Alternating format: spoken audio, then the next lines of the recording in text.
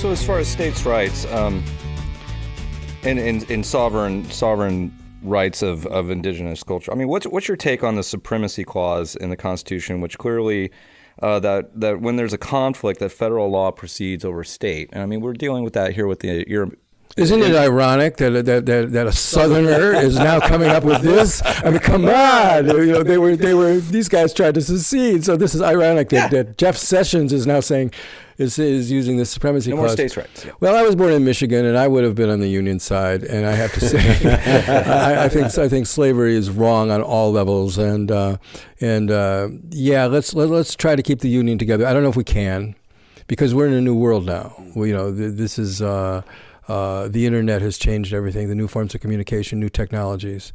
There's a lot more people. I don't know if we can do it, but it always comes back to this, Aaron. The will of the people shall be the basis of the authority of government. Okay. But which people? Now, is that Californians or is that Americans? Because Sessions is saying that Californians don't have the right to supersede federal law when it comes to immigration policy. Jerry Brown tends to differ. So which is correct is really the question. Are you going to pick and choose depending on how you want it to come out? Yeah, that's really this is the Air War College answer to everything was it depends. And I asked that question. I said, well, what does the Air War College think about this issue? Whatever the issue was, and they always say it depends. And it's actually true. Because it really is true. But I think ultimately, as I said, I was born in Michigan. I would have fought on the side of the North if I was in the Civil War, and I like the idea of the Union staying together. On the other hand, there's a point beyond which you can't, there's a wonderful line from E.E. Cummings. He says, there is some S I will not eat. It's actually a line from one of his poems, and it had to do with war resistance, by the way. So each person has to decide in their own heart. And that's what I mean by it depends on the issue. If you could say, well, we have a right to defend slavery. No, you don't. That violates the human rights, the universal human rights. And so, but we have a right to determine how we're going to exist in this state. Will marijuana be legal or illegal in our state? Well, I like the idea that people have the right to make that. I personally like that idea.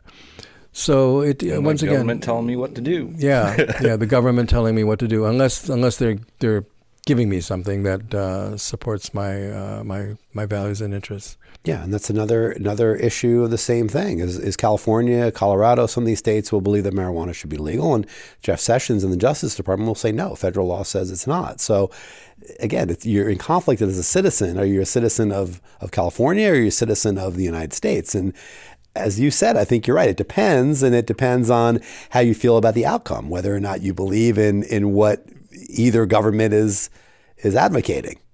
Well, Martin Luther King said, the arc of history bends toward justice, So I have faith in that ultimately that justice will prevail. What is justice is the basis of government. In the Arabic world, they have a saying, al-adl al-asas al-mulk. Justice is the basis of government. And they have that Arabic saying is in just about every office. Now it isn't. They don't. But then what is justice? And that's what the argument is.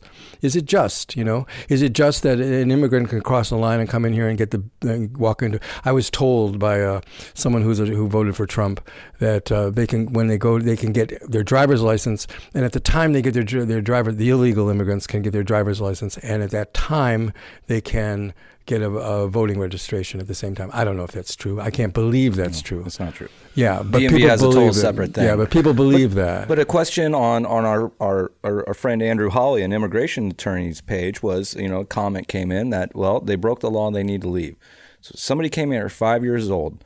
They ended up, No. That to me, that's a no-brainer. The DACA thing. And another thing is, it's heartless. Remember, government with heart. That's what I'm saying. Government with heart. That's heartless. You don't. These people are innocent. You don't punish people who are innocent. That's the opposite of justice. They put in millions of dollars into Social Security, and now they might not get that. I mean, that doesn't seem like it's unjust. It's unjust. So so there's laws that we need to follow, but then I think Andrew Hawley came back and said, well, there's some laws that are not just and need to be. Precisely.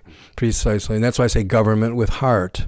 This is one of the principles that I'm running on. Vote your conscience and bridging the divide. That's my message, and I win when I get that message out into the public.